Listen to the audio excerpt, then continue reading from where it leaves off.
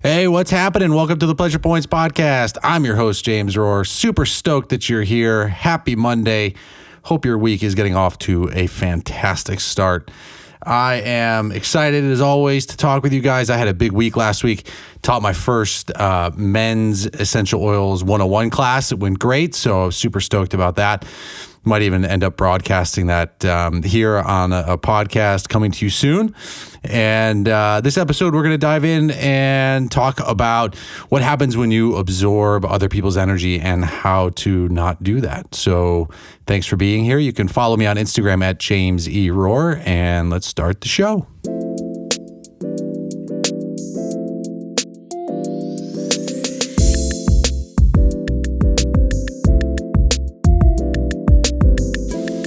All right, so I was scrolling on Instagram this morning, as I tend to do when I'm having my coffee in the morning, and I saw this meme that showed like it was like a wall that had a bunch of drill holes in it, and it said something about like when you can't find the stud, this is what the wall looks like. And that one just like hit way too close to home for me because I have notoriously been challenged when it comes to hanging things. And like, even when I buy a stud finder, it's like this stupid thing goes across the wall and then like one arrow lights up and then the other arrows light up like going in different directions. And then it's just been really challenging for me to do that. I don't think that I've ever seen my dad actually hang anything. Certainly something where you had to like do the analysis of what is the type of, what are you going into? Is it drywall? Is it concrete? And like, do you need the anchor first, or can you just go straight in? And so I've, certainly picked up things along the way, but it's just always been challenging. Jen bought these essential oil holders that she was all excited about, and I was like, I'm gonna hang it. It's gonna be amazing. And sure as shit, man, I hung it, and it's like totally crooked. And it's the background. And like, if you've ever been on any of our Zoom calls or like webinars or any of that stuff, you'll notice that one of them is like it's crooked. It came like it was mostly level. It was like within a degree, so like the leveler like didn't like freak out. But damn, if I just like didn't screw that up either. And I was so excited to get it right. And I was some people were commenting on the Instagram thing that I posted about. And I was reminded of a time when I went to Key West and I bought like one of those hammock chairs. And I was living in this place up on the beach in Surfside, and we had like a patio, and it was a concrete, there was like a concrete roof above us. And so like when I bought the hammock, I was like, okay, it's going into concrete. I know that. I got to get like the right anchor, and it came with like all of the things. I went to Home Depot and bought like the proper drill bit, and I was like, I had all of this stuff done, and I was like, okay, I'm going to do it. I'm going to get it right. It's going to be great. And it took forever to drill into the concrete, and I'm like drilling in and all the things. I'm hammering in the concrete stud, and then like the screw that goes in, it like butterflies open and whatever. I was like, I got it. I put it in. I got it hung, and I was like, I was a little cautious with it, but I was like, okay, this is great. I felt pretty good about it. I was like, I followed the directions. Everything should be good, but I put like a couple of cushions on the bottom underneath it, just in case like the worst thing were to happen. And so for like the next 6 weeks, I really enjoyed that hammock chair. I was in it. It was amazing. And I could see the ocean from the hammock. And I was so blissed out. I mean, hammocks are they're amazing, right? It's like, it just sort of like recreates that experience in the womb.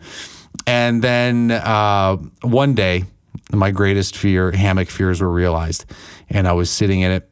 And fortunately, I still had the cushions underneath the seat, and I hear this noise, and all of a sudden, like I'm in the middle of a free fall as I'm like looking up, and I see the chain, and there's like that wooden bar across the top, and then the anchor just coming right out of the ceiling.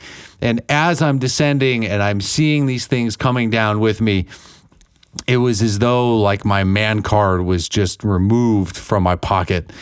and I crashed to the ground. The cushions fortunately broke the fall underneath me, but the bar and the chain and the anchor and all of like the pieces of concrete that also came out of the ceiling all landed on me. And I had a moment to just sort of sit in the shame of not having been able to properly hang my hammock. Oh, shit. And so I have got like all sorts of stories where I've tried to hang things, and like my old apartment in New York is just like, when I left there, the wall was just covered in, drill holes and sometimes like anchors that I'd put in, and the screw got stripped and I couldn't get it out. Just like super embarrassing. And so then when I came down here, right, I had the disaster with not a disaster, but I hung the thing crooked for Jen's shelves. But we have a Dyson, which, like, if you don't have a Dyson, like, we got it as a gift. It is the best vacuum ever. And I grew up in a house that had the rainbow vacuum. So if you guys are like vacuum aficionados, I've been fortunate to experience two amazing vacuums. But the Dyson, for the size of our place, for ease of use, cleaning up after the cat and all that stuff, the Dyson is like totally where it's at. But it came with like a wall, the thing to hang it. And I was always afraid to hang it because I was like, dude, if it falls and it breaks, I'm just gonna like, I don't know how much more shame I can have about, my inefficiency around the house. Fortunately, I'm great at helping people to like overcome chronic conditions. I can, help take someone's use acupuncture to help them heal with their headaches or their digestive issues or their, regulate their periods. I can do all sorts of amazing things when I'm using the acupuncture needles, but I'll be damned that hanging things around the house is sometimes challenging. But I'm happy to say that I was like, you know what? I'm going to do it. I can handle, I can process. I've got acupuncture points and I've got essential oils. If the shame does come and the Dyson falls, I can treat that. I have to give it another go. So I did. So I hung the Dyson, and so far it's still standing. And I got to say, it's totally straight. It looks great. It was in a perfect place in our little house here. And every time I look at it, I feel just a little bit of some pride. That's quickly followed with the impending shame of, how are you gonna feel when it falls?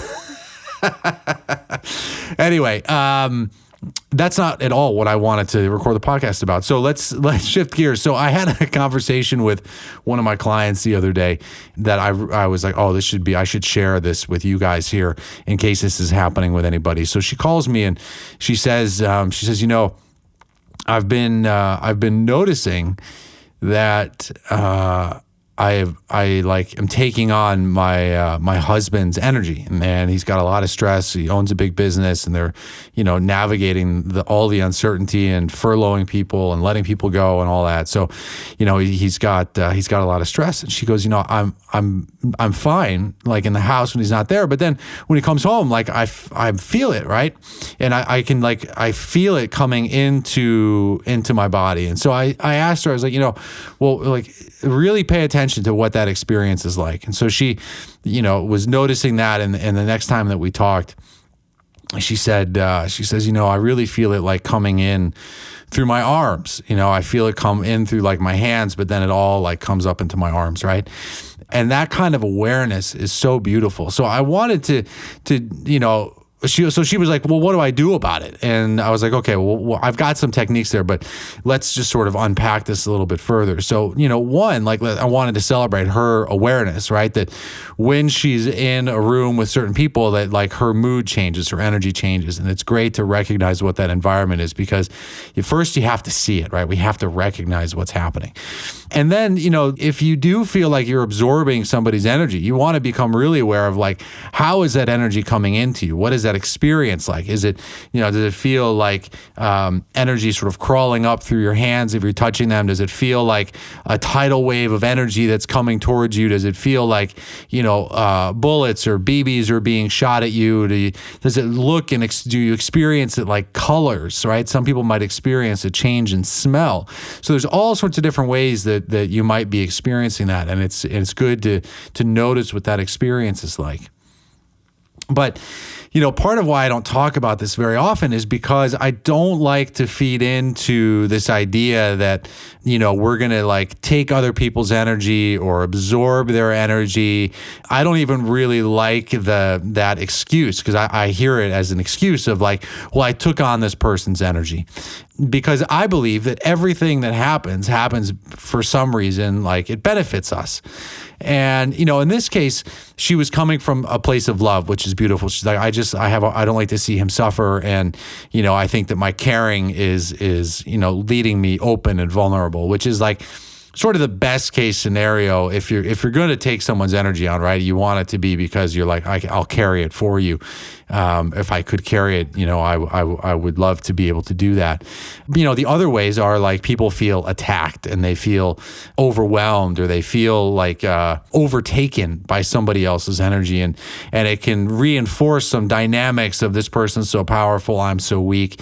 And it's an interesting, if this is something that you find yourself saying or noticing about yourself, it's a really interesting thing, because what I find so fascinating about it is that if you find that you have a story in your life of being unappreciated or of being victimized, let's say, right? And that when you're frustrated, you find yourself going to this place of like, oh, this happened to me again, or like, I can't believe this person did this to me, or, I'm always giving, and this person never appreciates it, that sort of thing, right? Then we've got to be really careful, because the same experience or the story that we might be attached to of absorbing somebody's energy just plays in so nicely to that.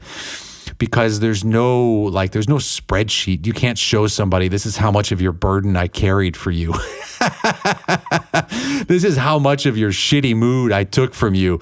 And this is how much my mood lowered. It's if like our life was a video game, right? This is how much my mood lowered when you came home and I took all of your stuff. So, we don't have these kind of objective meters. And, if you were to tell somebody like, oh man, I feel terrible because I took all your energy, like, one, that's not very kind and loving. Two, they would probably vehemently disagree that that's actually what happened. And, it could put them on the defensive. And what do you mean my energy is not good? And you're like, well, look at your reaction. You're proving to me that your energy sucks. And then it just gets over. Gets out of control. And so we got to be really careful of that, because it's like the perfect sort of energetic dynamic to keep reinforcing that, because you're going to feel terrible, and there's no measure of that energetic exchange other than your bad mood. And so they're going to experience your bad mood or your fatigue, your overwhelm, your illness, but it's not going to be like a one-to-one kind of correlation.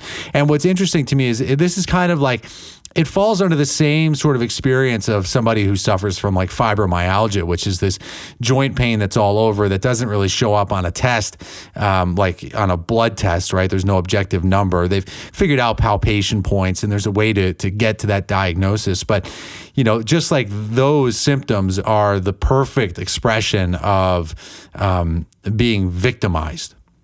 So when, we are victimized, or if we've had some traumatic events that might be still unprocessed fully, I believe that a lot of fibromyalgia has ties to that, where, it's like the perfect manifestation of that, because it can't be seen. You're not walking around in a cast. People looking at you might think that you look fine, and they have no idea the amount of discomfort that you're in. And so it's like it continues this suffering. And if you do speak it, oftentimes, at least in my experience, I'm listening to stories of patients of mine who've had fibromyalgia. When they speak about it, so often they just feel misunderstood. That people that don't have fibromyalgia they don't understand, they don't get it, right? And it's interesting to me how that expression of the physicality of it is consistent with like the original traumatic experience, right? It's that similar kind of energy, especially if you were traumatized and like nobody believed you, right? And so, I want to always check in on these conversations about an energetic exchange like this when it leads to like a lowering of vitality, because we want to not just like address how do we protect ourselves, because ultimately, I believe that the way to move through this is not so much about protecting yourself. It's just about diffusing that patterning altogether. And so when you lose the kind of the payoff of being able to absorb somebody else's energy, then in my experience, it just tends not to happen. When I was first studying with this Native American shaman, and he was teaching me energy work, he taught me a lot of techniques, one of which I'm going to share with you here at the end of this podcast. But there was all this talk about like attacks and spiritual attacks and dark energy and people kind of out to get you, and you're like a bright light and they're attracted to the light. And, it's like all of this stuff. Now, some of that, right, I've had experiences. If you've been paying attention, if you've been listening to the show from the beginning, you've heard some of those stories. But it's still like, I just didn't like, especially as I got, a little bit more experience, I didn't like that mindset of like, okay, you're going to like put your hands on somebody, or you're going to love somebody that's close to you, or someone's hired you to help them to feel better. And, that you have to just be so defensive. I was like, I'm just coming here from like love and like a desire for this person to feel better. Why do I have to be so guarded? Why do I have to be so protected? And I still feel that way. It's good to like take care of yourself, of course. And I use the essential oils. Like On Guard is one of my favorites in the treatment room. Tea tree is a great purifier. Even using the sage and cedar as the incense and the smudge, right? All of these aromas can help to cleanse and purify the air to help, minimize some of that transmission. They help to raise your own chi, raise your vibration, raise your spirit, so that, you're less likely to drop down into that victim and fear place. And so, but a lot of these like Reiki practitioners and healers, they talk a lot about protecting yourself and watching out that someone else's energy just doesn't enter you and make you sick. And like, yeah, like it's good to be aware of how you're carrying yourself. And like I said, I'm going to give you the technique that I used to use. But I think if you're overly obsessed about that, then you're going to, you're putting energy out into what you don't want. And if you keep feeding the thing you don't want, chances are like that's what's going to happen. And so, having said all of that, so I started learning from him when I was like 16 or 17. So we'll flash forward now to like when I was 23. So I was in acupuncture school. And I had the opportunity to work at a clinic that was a free clinic for veterans downtown in San Diego. And the benefit of that was like, one, we're helping to serve, a population that needs a little bit of help, or a lot of bit of help, as the case may be. And at the same time, it gave me an opportunity to be the chief practitioner before I was allowed to do it in the school clinic. So it's a semester early, I was able to be like the head practitioner, making all of the I was supervised, of course, but I was making the big decisions for my patients, right? And it was a big deal. And I like, this was the thing where I was going to get to be able to see like, am I a good practitioner? Does Chinese medicine and acupuncture even work? And what's it like to be like on the forefront, having that direct interface with the patient and being the one that's putting in the needles? Because in acupuncture school, you're like, you get to be in the treatment room, but you're not really doing a whole lot other than feeling the pulses and watching somebody else do their thing, someone senior clinician. So I was super stoked. All right. And now one of my first patients, this guy comes in, this veteran guy, and he comes in with a headache. And I was like, okay, cool. Like really straightforward, right? Acupuncturists love treating headaches. The treatment's effective. It's not that complicated. Usually it's a good thing, right? And so I give him a treatment. I treat the headache. And, he leaves and he's like, okay, like, I'll see you, next week or whenever. I go home that night. I've never had a headache in my whole life. Like, not that I ever remembered. I mean, if I did, it was like such a random occurrence that I my memory is like, I'm someone who doesn't get headaches that often. And at that point, like I never really had a headache before. And I was sitting there, in this like pink recliner that I found on the sidewalk when I moved to San Diego. I was driving around and somebody was just put it out on the street. And I was like, that thing looks amazing. So I bought it, I didn't buy it. I picked it up. I put it in my car, took it home. And the thing was like so disgusting, but I loved it. It was so comfortable. I was living on student loans and I was broke. So I was sitting in this pink fucking recliner and I was watching the show 24 with Kiefer Sutherland. That's when that show was on. And I'm watching it and like halfway through the show, I get this horrible headache. It was right on the same side where the patient had the headache. And I was like, oh man, I was like, wow, this hurts. And then a little bit later, I was like, oh shit, like that patient had the headache. And I was like, oh, I absorbed this guy's energy. Like, damn. Right. But it was like, okay, I mean, it's not hard to imagine how it happened. Like I really wanted him to feel good. And so, I was like, okay, so the energy came in and I took it and whatever. I don't remember what I did, but by the next morning, the headache was gone. So the next week, the same guy comes in, and I was like, "Hey man, good to see you." I was like, "How's your headache?" And he was like, "Yeah, my headache's good, man. Like it's gone." And he's like, "Yeah, it was gone like, shortly after the treatment last week." And I was like, "Yeah, well, no shit, like I took the energy." I didn't tell him that, but that's what I was thinking.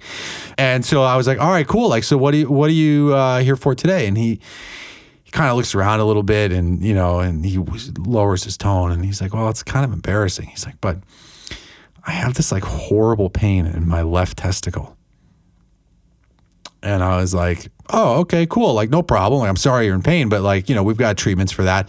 There's some great points down in the lower leg and in the feet, which is, really good for that." I was like, "No problem. We can help with that." And so he's like, "Okay, cool." So I give him the treatment. Whatever. We finish up.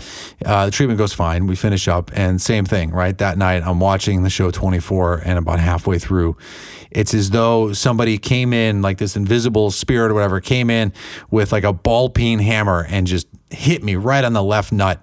And it was like, I swear it felt just like I'd been hitting the nuts, like for real. That like radiating, that hollow feeling that reverberates up through the stomach, that's like excruciating and empty all at once. And it's like, even just now thinking about it, I start to feel like kind of nauseous. And as I like sat up from that lazy boy, and I put my hand over my nuts, and I was just like, "That's it. Never again. From this moment forward, I will never, ever again take on any of my patients' things. Like, their energy is their energy. My energy is my energy. Only love will transfer between us, and that's it. Like, that is it. Never again." And that distinction was really, really huge for me, because I just was making a declaration that, like, even if everybody else has this experience of my mentors, my teachers, like they all have this experience of being attacked by dark energies and like always having to be on guard and like all that stuff. I was just like, never again. I'm done with it. Like, all like my animal, if there's animal guides, if I've got my spirit guides, my ancestors, my relatives, my elders, like, all energies, visible and invisible, like, I am hereby declaring I am not taking on anybody's shit ever again, especially not my patients. Right. And it was as though there's like force field was created around me when I made that distinction. And I felt this energy like leave my body. And it was a really, really powerful distinction. And I can't think of another time that I had an experience like that with a client where like I felt their energy like coming into me. I felt, and I've seen like energy being pulled out of them. I've felt and experienced that sort of energetic chelation, but it was all just like cool. Like, I was never concerned about absorbing that energy. And I do think that part of that declaration was, it's just like, I decided that, I wasn't going to have that story anymore of like being victimized by others. I wasn't going to have that, certainly not in the clinical setting, Now, when it comes to, loved ones and relationships and stuff like that, like, I'm a human. Like, of course I feel, it's like I was definitely in a victim place, like in my first marriage and the frustrations there. And, sometimes we find ourselves in these situations where the energy can just sort of like grow, and it grows like a little bit at a time, and the next thing you know, you're like under, feeling like you're under an avalanche or buried deep. And so, it's like, I'm not saying that I'm like, whatever, have any shit sort of figured out here, but that was my experience. And certainly in the clinical setting, like having that distinction of just like, this is not going to happen. I'm not feeding into that anymore. And, whether that just sort of turns me into this like explosion of light that repels the darkness, like, I don't know. I don't really care. I'm just glad that it doesn't happen anymore. But again, part of it was like, I was no longer going to engage in that story of like my energy field being overtaken and overwhelmed by somebody else. And if I do experience that, like, I'm going to do everything that I need to do to remedy that. And first and foremost, it's just to make that declaration of like, I will love and accept the parts of me that are wounded and that are hurt and that might be crying out.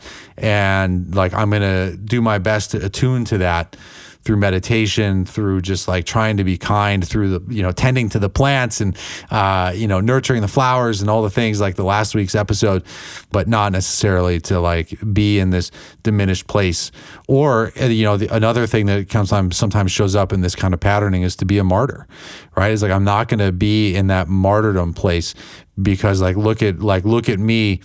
Look at all the energy of everybody else that I've taken on. Like, you should have more empathy for me, or like appreciate me more. It's like, if we need appreciation, like we've got to give that to ourselves first. And then we can also nurture our relationships so that there's more of that easy back and forth. And it doesn't mean that we have to take on other people's things. And so now I know that this might be a little controversial. There's empaths out there. And, I know I've talked about this in previous podcasts, but it's important. I want to revisit this, right? Because we're trying to pay attention here. We're trying to stay alert so that we're not losing our energy, so that we can have this sort of domain over our energy field. And if you find yourself like feeling like you've always taken on other people's energy, I would encourage you to start to, if you can, start dialing into what is the root of the problem, right? What is the payoff? Like, there is a payoff here, because I do believe that if you're not getting something that somehow benefits you, even if it benefits you in like a sort of a perverse or even like a grotesque way, like not in a way that you're proud of, right? But it benefits you, then it'll go away, right? We just don't need it anymore. Like, I don't need to experience all the energy that comes with like the shit that I hang falling off the wall. Therefore, like, the Dyson is still hanging up on the wall. And I did the things to do it. I like made sure that I got the right screws, talked to people at Home Depot, watched the videos on YouTube, and I was really dialed in there. I'm joking here, but it's important to take a look at that, because I'm going to share with you a technique that this Native American that shared with me that's been very, very helpful. And it was like, certainly when I was beginning to work on people, like, it was very, very valuable. And I want you guys to have this tool and this technique, especially you energy and, you light workers out there. And at the same time, like, I don't want us just to assume that like you're going to take on this energy, or that that's a pattern that just sort of is the way that it is for you, and there's nothing you can do about it, because we can start asking ourselves, like, what do I get from that? How does that serve me? And so the technique that he shared with me, one of them was to imagine, and what I like to do is actually take my thumb and my middle finger and put them around my wrist. And what he said is, I want you to imagine this like gold bracelet around both of your wrists, and we're going to supercharge this bracelet so that no energy can come in through your body. No energy can come up through your hands and like enter your body. All of the energy that's coming out of the patient or a client or a loved one that you're touching just stays in your hands. Like, your hands are capable. They can handle that. They can handle that exchange of energy. We just don't want it going anywhere else up. And so these gold bracelets are also going to be charged so that, all of the healing energy that you might be channeling, or the Reiki symbols, or your, the energy from source or creator, whatever that is for you, it can flow freely out of your body, right? But only love is going to come back. You're not going to, any of the darkness, none of that stuff is going to come back. And so sometimes even today, just sort of out of habit, because I did it for so long before like I made that declaration that I was going to never do it again. You just kind of I'll touch both of my wrists in that motion. Like, it's just super quick. It's a nice sort of ritual to symbolize, like, I'm clear, I'm here. And what I also like about it is it's sort of like, I can feel and see my hands like light up with energy when I do that. So to me, it sort of symbolizes like, this is go time. It's like the pitcher beginning their motion on the mound. It's like, okay, here we go. This is it. And so I really like that. And sometimes, I'll notice, like, instead of it being a gold bracelet, it might be like silver or kind of a white light or a bluish light or whatever. It can change a little bit, which is cool. But he if I remember right, he said it was gold, right? So anyway, that's what I've been using for so long.